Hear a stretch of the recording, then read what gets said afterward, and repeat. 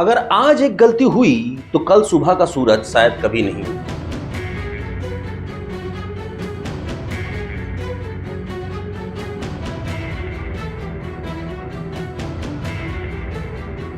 Iran, Israel और America, तीन नाम एक तनाव और दांव पर है पूरी मानव सभ्यता।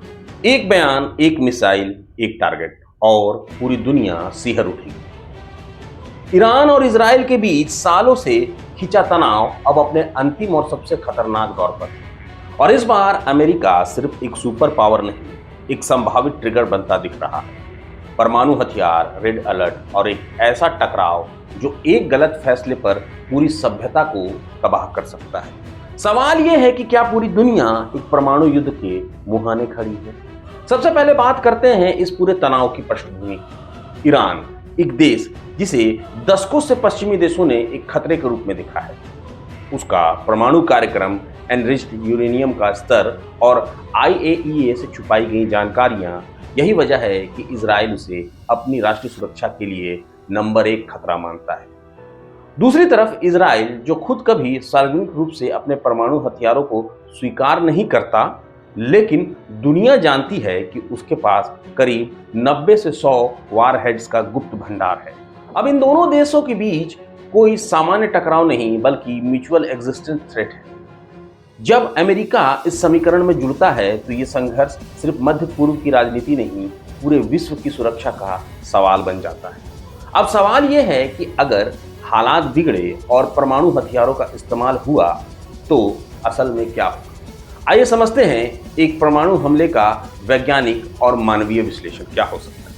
अगर परमाणु हमला हो जाता है तो शुरुआत के कुछ मिनटों में क्या होगा?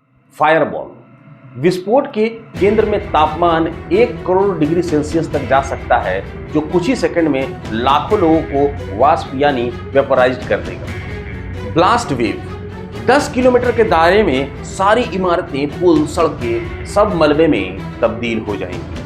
थर्मल रेडिएशन, 5 किलोमीटर तक की दूरी पर भी लोग 3rd डिग्री बर्न्स से झुलस जाएंगे। इसके थोड़ी देर बाद शुरू होगा phase 2, fall out and collapse. विस्फोट के कुछ घंटों बाद शुरू होगा रेडियो एक्टिव फॉल आउट। काली बारिश, जहरीली हवाएं और हवा पानी दोनों संक्रमित। खाद्य आपूर्ति ठप हो जाएगी, चिकित्सा व्यवस्था पूरी तरह से खत्म हो जाएगी। रेडिएशन से बीमारियां जैसे कि उल्टी, बाल झड़ना, आंतरिक अंग का फेल होना और कुछ ही दिनों में मौत। Phase 3, long term impact, nuclear winter. इतने बड़े पैमाने पर आग और धुएं से सूरज की रोशनी महीनों तक धरती तक नहीं पहुंचेगी। कृषि पूरी तरह से खत्म हो जाएगी। ग्लोबल फूड सप्लाई क्रैश हो जाएगा। अरबों लोग भूखमरी और बीमारी से मरेंगे। जन्म लेने वाली अगली पीढ़ियां कैंसर, अनुवांशिक विकृतियां और बांझपन झेलेंगी। हम ये सिर्फ अनुमान के आधार पर नहीं कह रहे। 1945 में जब अमेरिका ने जापान के 2 शहरों हिरोशिमा और नागासाकी पर परमाणु बम गिराए तो मानवता ने एक ऐसी त्रासदी देखी जिसे शब्दों में बयां नहीं किया जा सकता। हिरोशिमा में सिर्फ एक बम से 80,000 लोग कुछ ही सेकंड में मारे गए। वहीं नागासाकी में 40,000 लोगों की मौत हुई।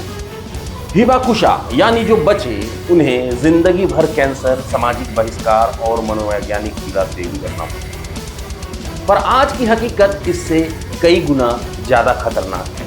आज का एक थर्मोन्यूक्लियर बम हिरोशिमा से 1000 गुना ज्यादा शक्तिशाली होगा। तो अब असली सवाल ये नहीं है कि क्या ईरान के पास बम होगा, बल्कि ये है कि इस चौराहे पर दुनिया कौन सा रास्ता चलेगी। क्या इजराइल प्रीएम्प्टिव स्ट्राइक करेगा? क्या अमेरिका पीछे हटेगा या ईरान पर दबाव बढ़ाएगा? क्या UN और बाकी देश सिर्फ बयानबाजी करते हुए दिखेंगे? ये एक डिप्लोमेटिक विफलता नहीं, मानवता की सामूहिक आत्महत्या हो सकती है। परमाणु युद्ध में कोई नहीं जीतता, न देश, न नेता, न विचारधारा। जो बचेगा वो जिंदा लाशों का समाज है। तो क्या हम चुपचाप बैठे रहें, इस युद्ध का इंतजार करें, या फिर समझदारी से, कूटनीति से इस दुनिया को उस रास्ते पर मोड़ें जहां संवाद हो, ध्वंस नहीं? हमें फैसला करना होगा, विनाश या विवेक, युद्ध या समझौता, अंत या नया आरंभ। आप क्या चुनते हैं? अगर आप चाहते हैं कि लोग इस मुद्दे की गंभीरता को समझें तो इस वीडियो को शेयर करें और ऐसे ही तथ्य आधारित विश्लेषणों के लिए हमारे चैनल को सब्सक्राइब करें। मैं अभिषेक आनंद आपसे फिर मिलूंगा। दीजिए इजाजत।